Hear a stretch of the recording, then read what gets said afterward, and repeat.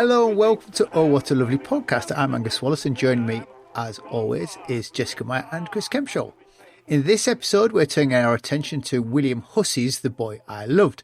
This queer romance novel is aimed at young adults. The book follows Stephen, a young man sent to the Western Front after his father, a vicar, discovers his relationship with another boy. In the trenches, Stephen must navigate not only the horrors of war, but also the personal cost of hiding his true identity.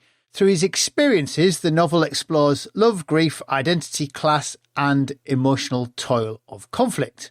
According to Amazon reviews, the book has been extremely well received, with an average of 4.8 stars out of 5 for over 160 reviews, which is a lot of reviews for Amazon. To help us explore the book, Jessica has had a chat with 3 teenage readers who've read the book, who will be sharing their thoughts on the story, its characters and what it meant to them. But before we get to our reviewers, do we want to add anything first? Well, having listened to them, early career researchers get younger all the time, don't they? It's really, it's very unsettling.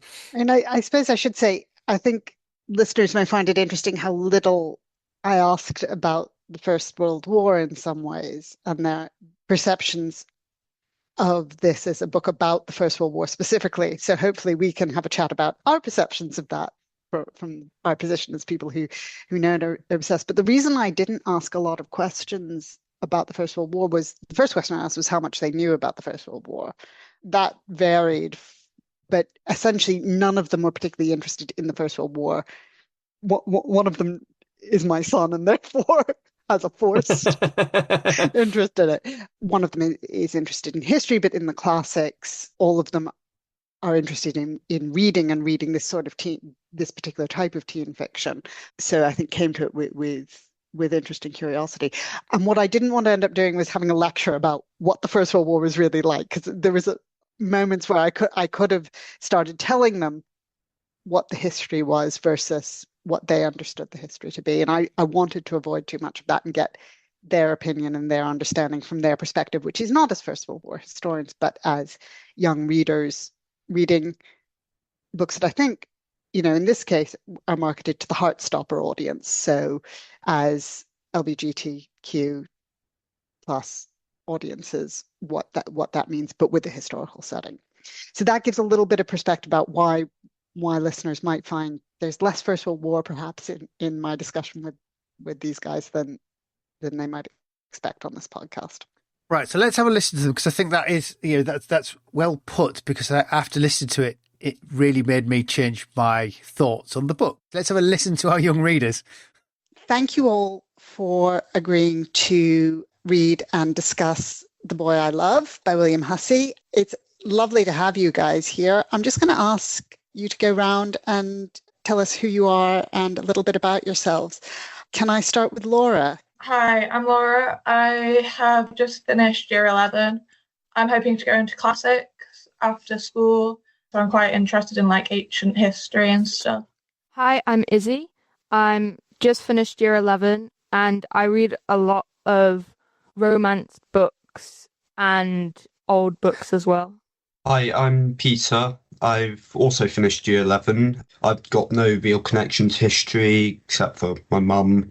So just like reading, and it's an interesting book. So Peter's, given us a good in there. Did you guys enjoy the book?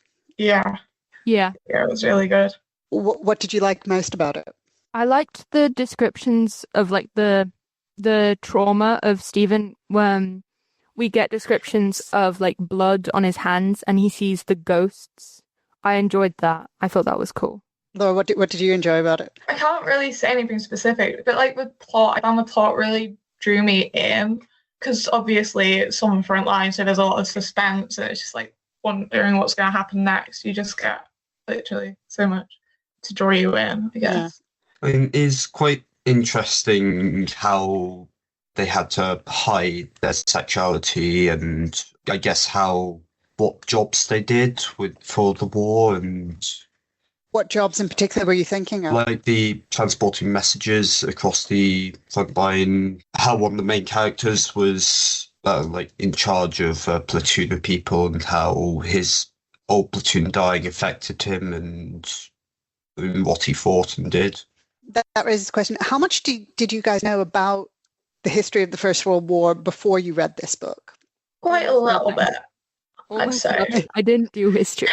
So, Laura, did you do history GCSE? Yeah, I've done Yeah. history GCSE. We did more of the Second World War than the First World War, but at my old school in Year 9, we did a bit on like the beginnings of World War One. But did you feel like you learned new stuff from this book? Yeah, I think it like how scary and stuff it was, and like truly how separated the different platoons were and stuff, and like how they didn't, but like also how big they were. Because 30, like, although it doesn't seem like a lot of people, it feels like quite a lot of people for one person to just be looking after constantly, and like you got to try and make sure they're all okay, which is quite a lot of work. It's interesting what you felt you got a sense of.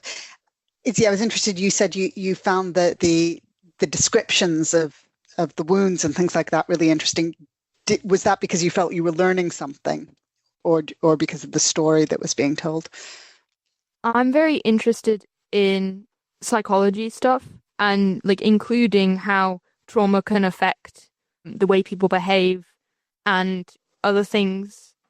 So stuff like when Stephen has the flashbacks and then he will have a physical response of wiping his hands on his trousers to try and remove the blood, even though obviously the blood isn't there. I thought that was really interesting, as well as like he will reach up to like touch the side of his face where his ear was.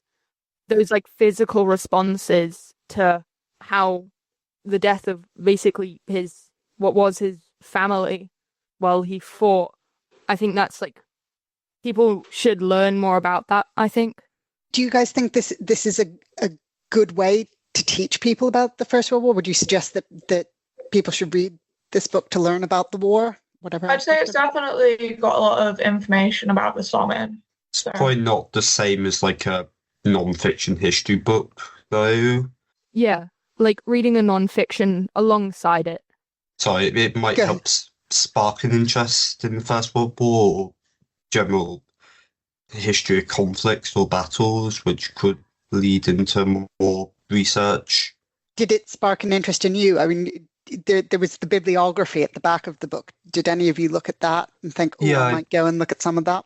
I had a brief glance at it. I didn't really do much research, but that might have been because of GCSEs and such getting in the way. I mean, there wasn't a lot of time for you guys to read this, so I'm really grateful for that. But no, I was just thinking, having read it, might you at some point think, oh, I might go and look a little bit more into that? Possibly. What do you think, Izzy? Because there's quite a lot of history of psychology in the war out there. Is that something you might think about doing? I think it would be interesting to look up how trauma was looked after and looked into during that time. Because obviously we know a lot more about mental health now. I think because back then his trauma, like, although we get descriptions of it, he doesn't talk to anyone about it really. And obviously Danny notices some of it, but no one else. People just treat it as normal. I just want to come back to Peter's point about, because you said you felt you learned a little bit about the history of the First World War, but also Peter said he was interested in the representation of sexuality at the time. Do you guys feel you get a history of sexuality, that you learn anything about the history of sexuality in school at the moment?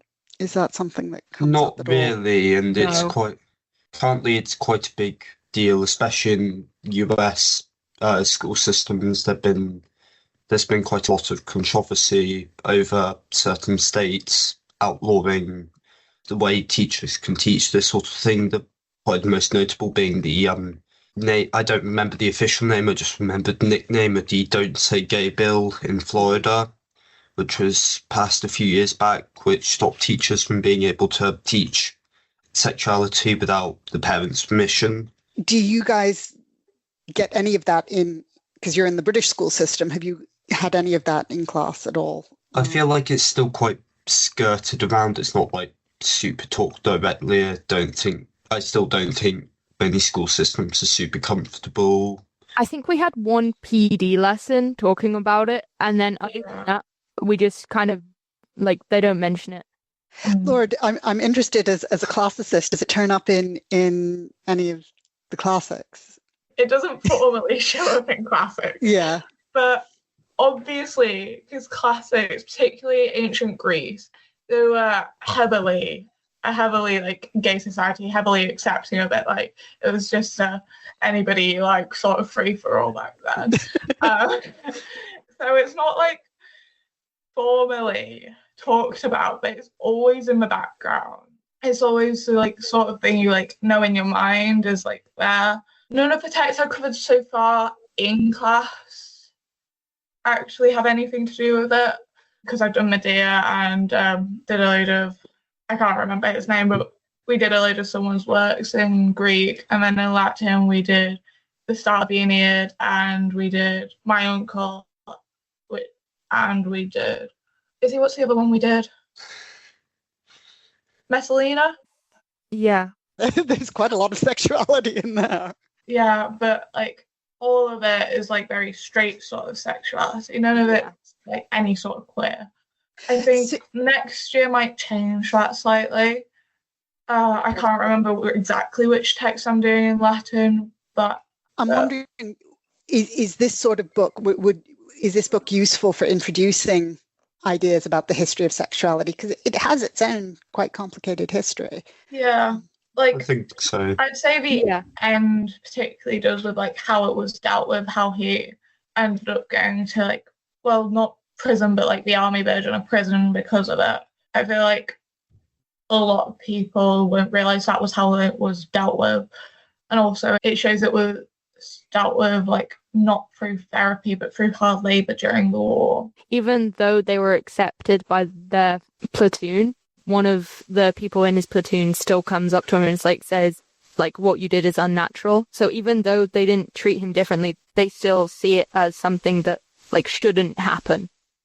I just remember the father of Stephen forced him to join because he discovered his sexuality and thought that the army might, quote, cure, unquote, his sexuality. I don't know how widely that was viewed as a sort of acceptable way of dealing with it back then.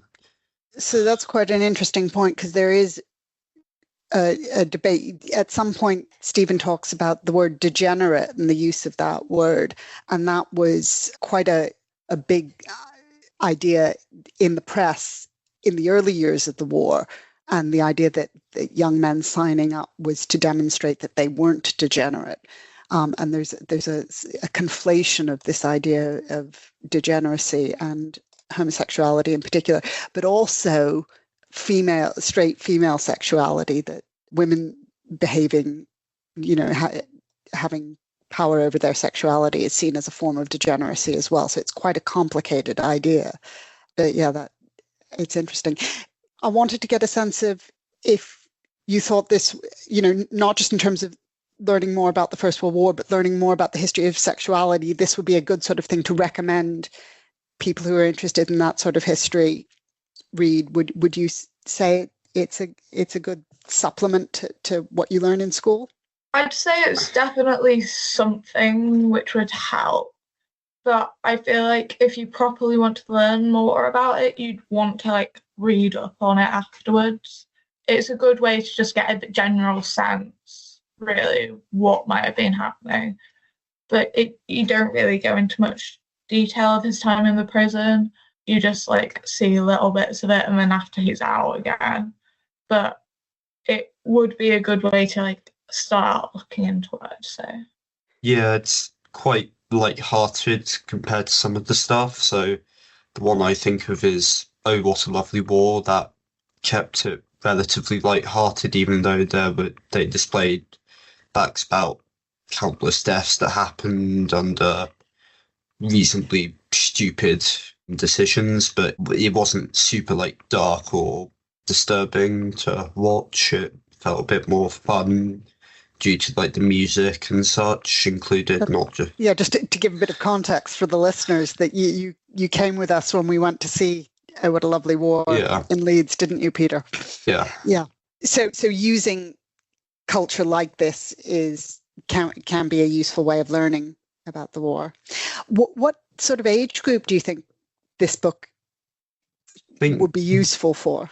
More teenagers, young adults, if like. Well, I mean, it's clearly aimed at a teenage audience, but is it sort of your age group, a little bit younger, a little bit older? What do you think?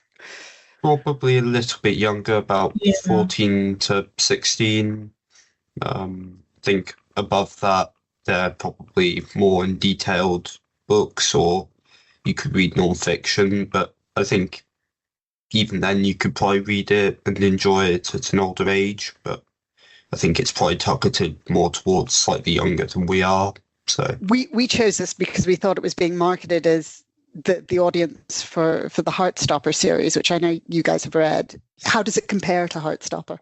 Heartstopper is definitely a lot more lighthearted. It doesn't have the backdrop of the war, and it's like in more modern times, so it's more accepting. Still think their themes are seen in both. Like the sort of like reluctance and like the hiding it and stuff. And how what the parental figures feels like they're just inherently evil and just don't accept what the characters for who they are. I feel like we're seen in both, and is seen in quite a lot of queer art and sorts of movies and books and such, not just in this. Do you have any particular examples other than Heartstopper? There's the series It's a Sin, which was written by Russell T Davies. I haven't seen it personally. I quite like to see it, but we watched a clip once in class, and that was sort of at the end when one of the characters was dying of AIDS. Other books I've read, there's similar sort of cliches, I guess, I would say. Okay. I've read one it's set in the 1950s. It's two lesbians going out with each other, but like it follows the similar themes of like trying to hide it, and then the punishments coming when it's found out. That one's also quite good for the culture at the time because it's got so much historical details in it. What's the book? What's the title? Last Night at the Telegraph Club, I think it's called. Oh. We'll put the references in at the end of the podcast. So that's great. That sounds really interesting. That's definitely an older age range, though. Yeah. So you think it's telling quite a familiar story of the history of sexuality in that sense? Yeah, feels sort of similar sort of story, just repackaged, I guess, to fit a different sort of backdrop. Obviously, there's war specific stuff, but it feels like the sort of same story of how they both had to hide it from people, especially their like commanders and higher ups in charge. I can't remember if there's someone who also came out as gay in the book, or whether I'm just misremembering that one of the higher up officials. That might have been the Captain Jackson. Yeah, that feels like another cliche I've seen quite a lot, is there being a third mystery character, sort of father, higher up figure. That was also seen in Heartstopper. The art teacher there's a whole sort of sub storyline of how two of the teachers are going out. So just introducing more gay characters, that feels like another cliche I've seen before. Quite a lot of literature. That's an interesting comparison. Did you enjoy it? Yeah. Yeah, it's a good book. I was living it in suspense though, because I was expecting one to die, because like I've read that many books, I was expecting one of them to die. That's interesting. What books about war, or books about gay men, or what sort of books? I read so many different genres. Ones where there's like some sort of fighting, ones where like it's some sort of like dystopian world. So they both die at the end. The thing is, they both die at the end. Yes. That's okay. Yeah. Like on the backdrop of a war, it feels like one of them's got to die, sort of thing. So add that bit of like tragedy into it, and add that bit of coping into it, but like just show that it's just another section of the war. But then it didn't. Which I mean, I'm glad it didn't. But I was just waiting for it to happen. I mean, they did have his first love die right at the beginning. Yeah. I was just skimming back through it, and just there are a few quotes which sort of it's where Stephen's just sort of describing their relationship and how he sort of says this isn't normal, it's not natural, and not as God intended. So I'm just wondering how much of the UK in particular was a Christian population back during the war. At that time, it was a much more, again, it's quite complicated, Yeah. as history often is. So Anglicanism is the established religion. Atheism is much rarer and much more controversial. There are, of course, other religions, so other Christian denominations, Methodism, Catholicism, even so the spiritualist church becomes much more popular during the war as well. And, Hinduism, they're Muslim soldiers, Jewish soldiers. Yeah. But yeah, people are much more likely to go to church, to have been brought up believing in a faith than today. So it's a much less secular society. But that infusion of that idea of religion condemning homosexuality was certainly there, but it isn't necessarily the only reason why homosexuality is stigmatized and condemned at this time. So would you recommend this book to our audience? Yeah, I would. It's an interesting read. It's a good read, if nothing else, just for enjoyment. Doesn't have to be particularly in depth, but just researching the war. If you just want to read a romance novel, then it's an interesting read. Yeah. You think it's a romance novel, not a war novel? I think it's mainly a romance novel with war themes involved, which does make it quite unique, I guess. If you're looking at especially gay romance novels, there are not many, I guess, which are war themed.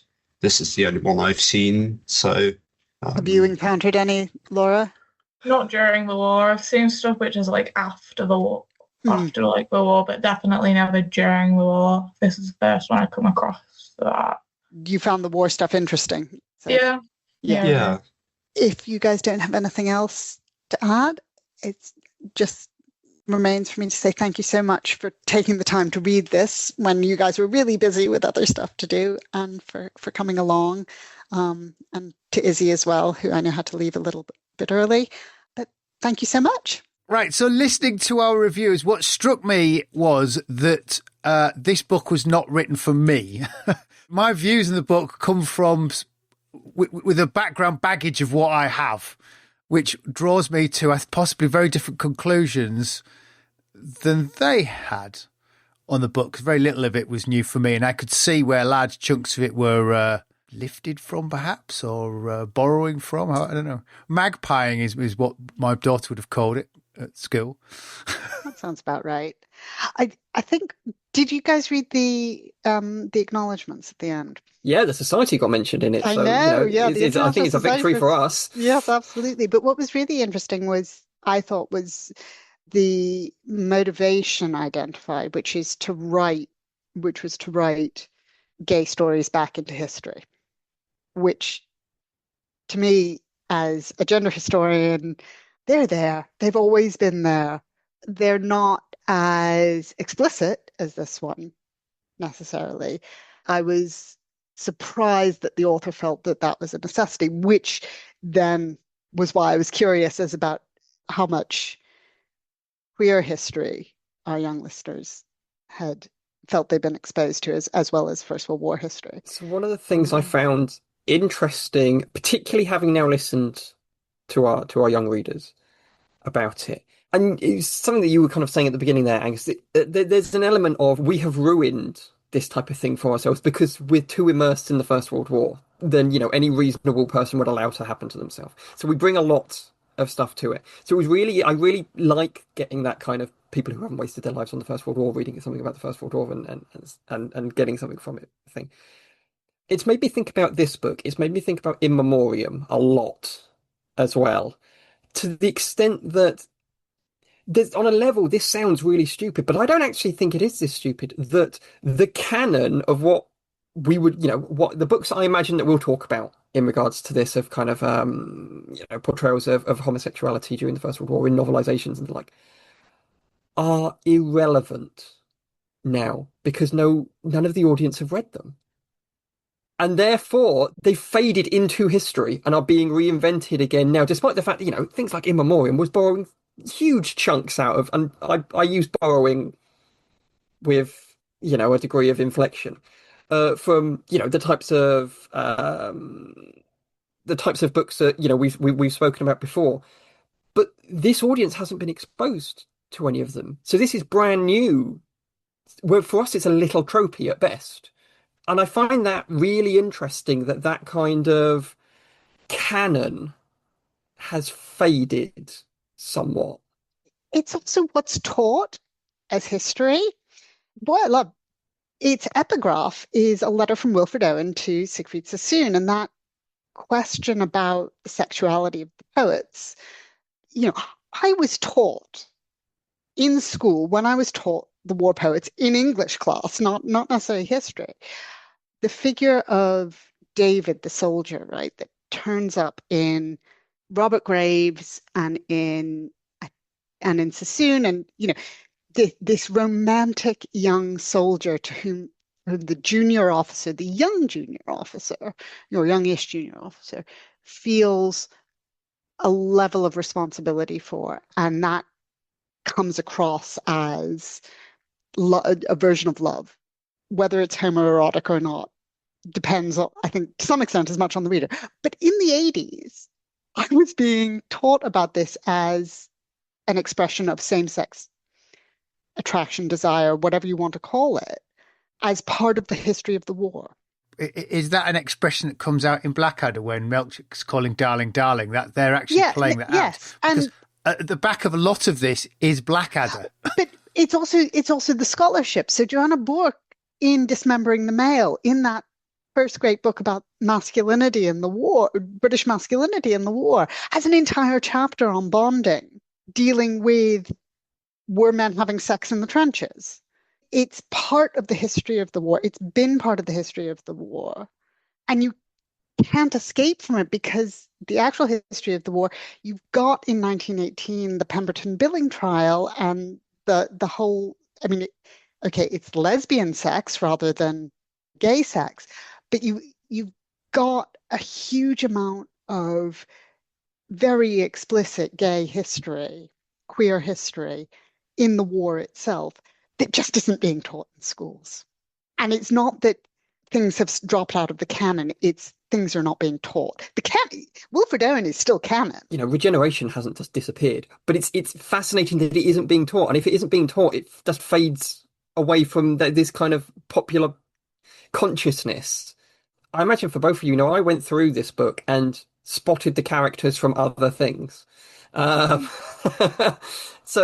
the author is clearly aware of this stuff, but I find it very, very interesting that the readership wasn't. But I also, I don't know why I should be surprised about that, because they are only young and, Yeah, but I think it's what's one of the things, the assumption that it challenged for me is that, they teach war poetry in school. And I'm going Sassoon, Graves, Owen. There's a lovely bit of Ivor Gurney in there. I was really pleased to see that. But it's not on the radar. And I think that's because of the way it's being taught in schools, rather than because these are readers who are, less obsessed with the First World War than we are. Yeah. And I wonder whether or not that also partly explains the popularity of this book and In Memoriam, because actually what people are reading when they read this book and In Memoriam is not this book and In Memoriam, it's all of the other books. But if they weren't taught them in school, they're getting it for the first time. And it turns out those books are really good, but you could just go and read those ones instead. But you don't do that if you haven't read them already. This is new, and therefore presumably it's better. Or they just don't know that the other books exist. And this one is being publicised? If you want some context for In Memoriam, that has had nearly 10,000 reviews in Amazon, scoring 4.6. It gets so much love on Instagram, and I have to bite my tongue every time I see a post. To be honest, it's almost like a little stealth tribute to Pat Barker. It's like, congratulations, Pat. But what do you think if you gave our readers In Memoriam as opposed to The Boy I Loved? Did you think? Do you think they would have preferred it, or it's not necessarily written for their age range? A little bit of context about the interview is, they're all 16-year-olds. They were all doing their GCSEs when we first proposed this. And I did have a conversation with them in advance about, when they were going to have a chance to read it. And one of them did say that they hadn't started it yet because they felt that they're having I have to read it and therefore I don't want to read it. I respect that. Yeah, which, been there, done that. I've got a whole stack of shelves behind me. We've done a few books that I felt slightly similar to at the time. Yeah, exactly. They enjoyed it. Clearly, they enjoyed it once they picked it up and got into it. I think, they may have a slight sense, particularly at this age. And I was quite interested in their comment. I'll come back to their comments about the age, I think, in a moment. But I think at the age they are, they sort of need to come to it themselves. But my point about the age is, I think they're a bit old for this one. I was asking what else they were reading, and that bit of the conversation was to try and get a sense. And I know they're all fans of Heartstopper, but they're clearly going on to read other things that would make In Memoriam entirely age appropriate. I think at 16, I would have much preferred In Memoriam, which means that the window for reading The Boy I Loved is actually quite small, I would have thought. I kind of think this is a better book than In Memoriam. Oh, I don't. All the time I just hated it.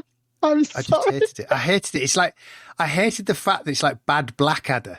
All the way through, it's ripping off Blackadder's Captain Cook episode where he's been sent out to the lines as an artist to draw intelligence. There's a Captain Darling character who appears throughout. Yes, and there's a Melchett character. And the Melchett character, who is Colonel Gallagher, even refers to Picasso as the Dauber. And I'm thinking that is just so Blackadder to come out with that. And he describes artists as pansies and sodomites. And I'm thinking it's just bad Blackadder.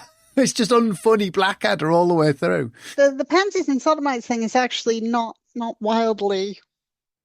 I mean, Blackadder was getting that from somewhere. And this is what I was going to say. I wonder if he's building on Blackadder that's building on something else, or it would be interesting, because Blackadder doesn't get a mention in the bibliography at the end, of which I just so much of it leapt off the page of me as Blackadder and Blackadder-esque characters. The kind of the more senior officer, when they get to the camp and he kind of takes. I can't remember any of the characters' names. Which tells you about the quality of the book to some extent. Yeah, so there's a slight element of that. Was a very W.H. Rivers character who then admitted that, I am also gay and I understand and I see it in you. It's a very Rivers-esque. Well, yeah. But actually, I think much more of a, as the young readers mentioned, that was a ripoff, I think, of the Heartstopper character, the teacher who normalizes. How many gay men do you get in a single unit? You do have, all the straight rankers and the mention of the girlfriends and the judgmental one at the end. That's ignoring entirely all of Joanna's work on male physical contact in the trenches, Shantanu's work on touch, but also Helen Smith's work on same-sex relationships in northern working class communities in this period. Where the point she makes is there isn't a gay versus straight. It's much more fluid, and men will have same-sex relationships and then go on to get married, would not necessarily define themselves as solely gay because they'd had sex with a man, because they felt sexual attraction to a man. So that whole aspect of gay history is missing from this in favor of a much less nuanced, the history of gay men is a history of oppression. I think that senior officer character is drawing on the Heartstopper format rather than a Blackadder format. But despite that, I did prefer it to In Memoriam. I think it makes In Memoriam looks like a work of Shakespeare compared to it. And that's and I think it's partly because what she cracked in Memoriam, which I think I said at the time, was it's so fast paced. You're turning the pages so quick to see what happened that you kind of, all the things that rattle and rile you get left behind. It's a bit like reading Dan Brown, it's kind of go, just keep going. And I never found this as a page turner to see what was going on. I kept on having to remind myself that it is not written for my, not just that it's not written for me as a First World War historian, but it's not written for me as a middle-aged woman. It's written for a young adult audience with less literary hinterland or less cultural hinterland, simply because they're not old enough to have it yet. Yeah. I wonder whether or not, because I've been kind of, I've read a lot of Star Wars young adult stuff, so I'm already kind of pre-programmed to kind of switch into the mindset and leave a lot of stuff out of the reading of it. And I read a lot of young adult fiction anyway, so I think it's not a great work of young adult fiction, but it's not a bad one. And there was enough where I was going, actually, I think he's caught a form of historical authenticity. There was more of that in this than I had in Memoriam, which just felt... Well, he makes a play at the end of trying to say, I've done my best to try and add some authority to it in his acknowledgements, doesn't he? Yeah. I mean, the really irritating one is if you look at the acknowledgements, that history of the glass house, which is, I mean, it's only a brief, half-page mention, but it starts in 1946. That's a Second World War history that he's referring to, and that annoyed me. It struck me reading it as similar to what you were saying, Jessica, as a kind of a more earnest, slightly more honest attempt to do the thing than I got from In Memoriam, which felt cynical at times. Yeah, I think it's the honesty of it. I find it interesting when our young readers were like, "Oh, I don't know whether or not, I was worried that one of them was going to die at the end," and at no point did I think that one of them was going to die at the end. I wonder if it is this kind of pop culture moment around this, which you sometimes get in. I've said this before to people. You sometimes get like Hollywood films that come out are basically about the same subject at the same time. So you get like, here's two films by two different studios about volcanoes and stuff like that. And you've had now In Memoriam and this book come out in close proximity. And the endings of the book are almost identical in many ways. That one of them gets wounded and goes home, and then several years go past and they can't be in contact with the other one. And then the war ends, and then they kind of they meet up afterwards. In Memoriam has a little bit more as an afterwards to that. But yeah, at no point did I actually believe that one of them was going to get offed. And again, I wonder partly whether or not that was like it's a young adult book. How likely is it to go? And they loved each other, and then one of them evaporated as an artillery shell struck him directly in the body. But the young readers did mention, I mean, there is everybody dies in the end. This is what happens. So I think there is now within young adult fiction more of a trend towards that. And that was what they explicitly said, right? That was why they had that fear, rather than because of the mass casualties of the First World War. Which again is really interesting, the fact that they were viewing the content through the form of the medium and that rather than lots of people will die on the first day of the Somme. But I think that might be a shift. When a lot of the stuff that we've reviewed over time, we've talked about the way in which it sees the war through the lens of the Second World War or through 1980s politics. And now we're getting the First World War as seen through 21st century gender politics. I actually thought the war part of it, right at the end, I was quite good. That was the one bit I thought was redeeming. And the other thing that I did enjoy when I clocked it, which is fairly obvious, but it's each chapter is a day counting down to the Somme. I knew that the Somme was going to happen on that date, but I guess if you were a young reader and you weren't aware that the Somme was going to happen on that date, the dates were not necessarily as significant. But I quite enjoyed that. I mean, I did have the eternal issue of attempting to get far too much into far too short a time frame. Yeah, they really pack it in. Military discipline and hierarchy is a thing that exists, not just in a nasty character being snobby about other characters. There were very good reasons for military discipline. I do sort of want to take our young readers to see Journey's End now and see what they make of that. It was fun to have some stuff about Itarpol so soon after we did The Monocled Mutineer.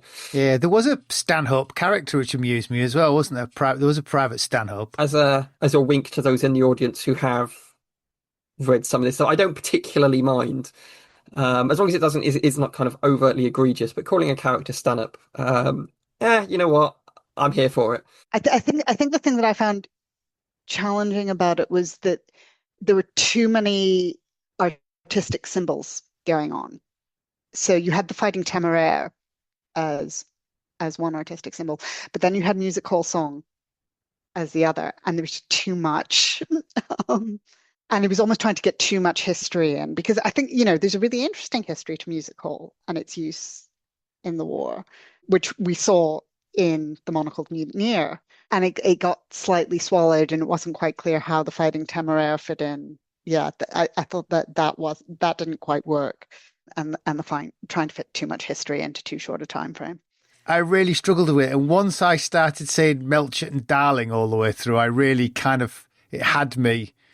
I'm going, this is the Captain Cook, and he's sitting out drawing, and I can't believe this is just so ripped off from Blackadder, but not funny. Now, I'm sure these things happened, but it's almost like someone had watched Blackadder and thought, oh, that's a good idea.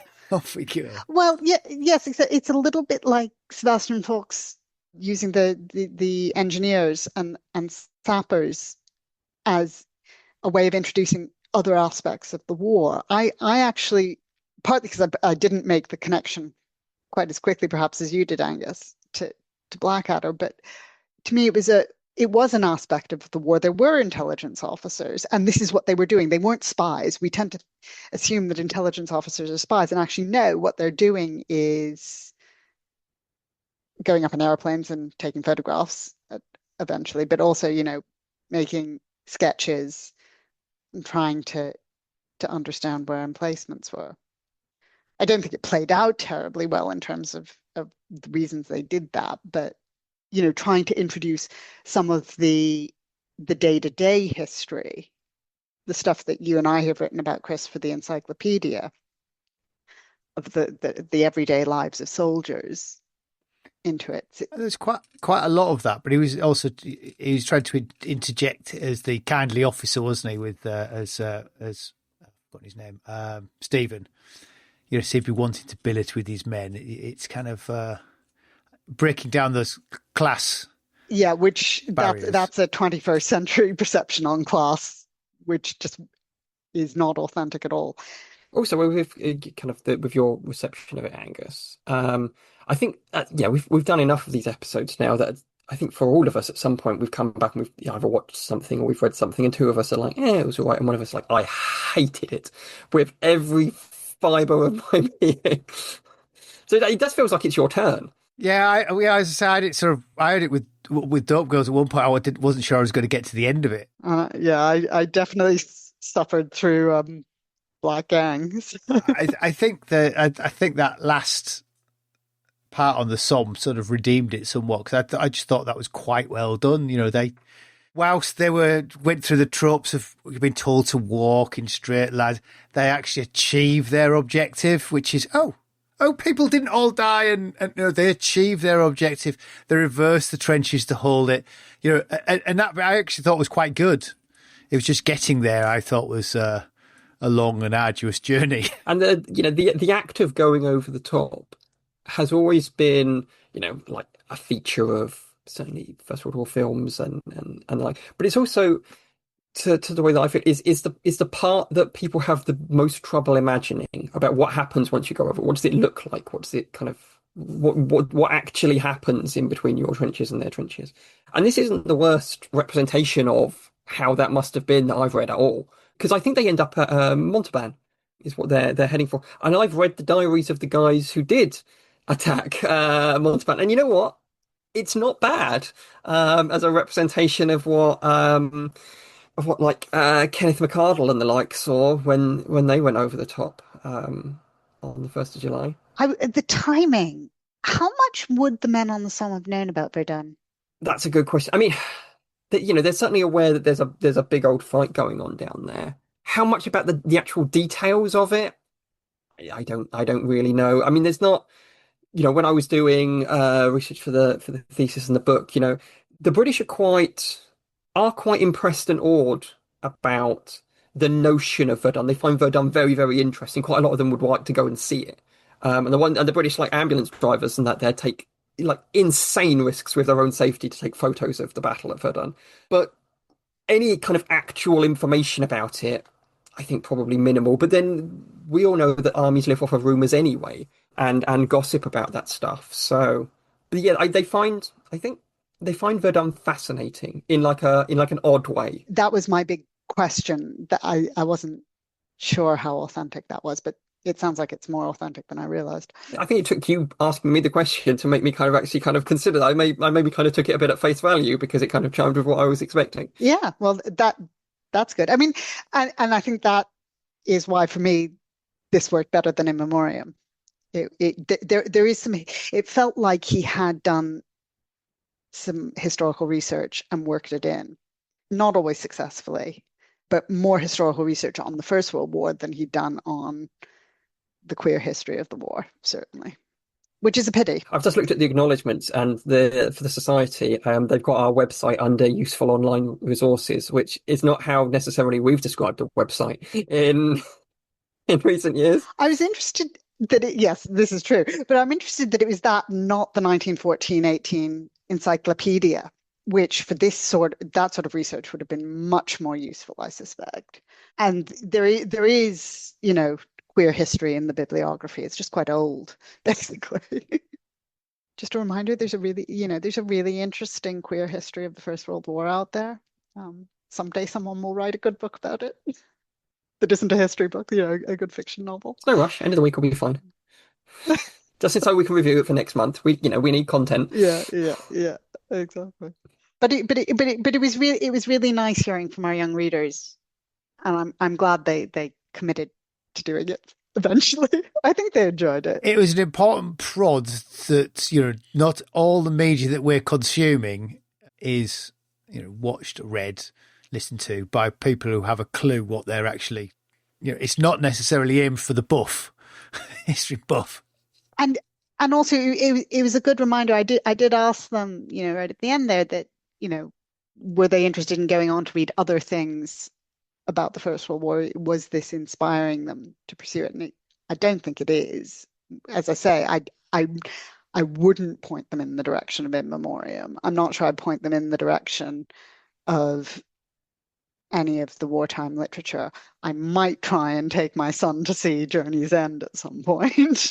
That's because we like going to the theatre rather than because I want him to consume more First World War material. And what you're saying, Angus, that not everything is aimed at the hardcore enthusiast or buff, but nor should it be. We shouldn't probably necessarily be the target market for a lot of this. And what I liked about hearing their thoughts on it is, so at times when I've done stuff on computer games, again, I know too much about the war to take it in the manner in which it's designed to be taken. And one of the ways around that I found is to watch YouTube playthroughs of other people playing games, commenting on as they go about it, to see how people who haven't spent 20 odd years thinking about the First World War, who exist in the same popular culture as the others, take something from that. So there was a real benefit to hearing our young readers, because they're the target market and it's not us. Yeah, and I did wonder if that's why one reason we like Monocle Mutineer. It was written and it was produced much earlier and probably played out to a crowd, some of which would have been there for the First World War, some of which would be there for the Second World War. So that perhaps lends a certain authenticity, because there is that assumed knowledge and feeling that there had to be. I don't necessarily mean accurate, but there's certain boxes that get ticked because there's assumed knowledge you can have because people have been to war and understood the army much more than a generation now, which is so far from any form of military service that it's all new. And also so far from a culture of deference. I think that's what I'm finding extraordinary. I found really challenging. And to some extent, I found that in Pat Barker, actually, as well. How do we negotiate our complete divorce from the culture of deference when we're trying to represent a historical world? And this is, it's E.P. Hartley's The Past is Another Country. And in terms of class, that is absolutely the case, and how that plays out in military hierarchies. Yeah, I think you're right, Angus, about that. But I suppose it's in that, no, it isn't written to the audience, but if we as historians of the subject want that broader audience to understand what we understand as the authentic history, then perhaps we need to be thinking about what is taught in schools again. How do we introduce a young audience to this stuff in a way that doesn't feel like oh God, I've got to read this. It does also make me wonder a little bit if, I mean, we've said it before, but particularly now in regards to the conversation about this book, whether or not at some point we should be tackling Blackadder on here. If that should be one of our future episodes, because we've spoken around Blackadder a lot, but we've never actually done it. I think what might be interesting would be to do this again with some younger people who've never seen Blackadder, to see what their take from it, and perhaps how does that fit into what they know about the war? Because I suspect it looms large with a lot of history teachers of a certain age. I think if we're going to do it that way, we need to recruit, year 10 students who are doing GCSE history and may or may not be going on a battlefield tour. So all of you year 10 students who are listening to this at the moment. Yes. Well, we might get them, given that I'm hoping that some listeners will be listening off the back of our other contributors. I mean, I know that they'll all be year 12 at that point, but So, shall we wrap things up there with, I don't know where we are next time, but I guess we'll have an episode on something. Yeah, almost certainly. All right. Well, until next month, thank you very much. And thank you to our young readers. I'm glad they enjoyed it more than I did. It wasn't an odious task for them. Outsourcing the work to other people is real good. We should do this more often. Well, indeed. You say that. Yeah, they might just put them off for life. No, it was a real pleasure talking to the three of them. So thank you to Laura, Izzy, and Peter. Much appreciated. Yeah, very good. Thank you. Right, so till next month. Goodbye. Bye, everyone. Bye. Oh, oh, oh, it's a lovely war. Oh, we roast with eggs and ham when we got plum and apple jam.